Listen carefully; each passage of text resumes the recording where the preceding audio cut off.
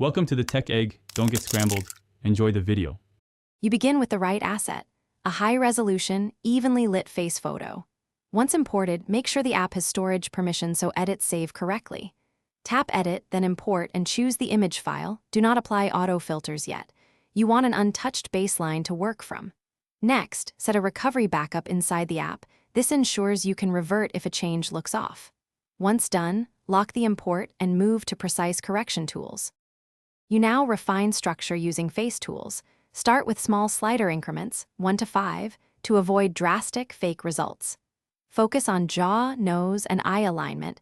Use symmetry sparingly because overuse looks artificial.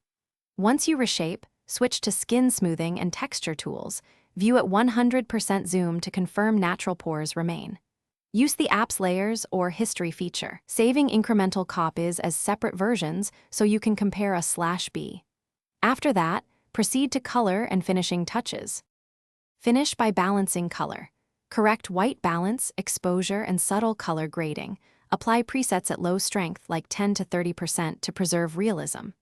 Then sharpen minimally and export as PNG or a high-quality JPG. Confirm metadata and make a backup.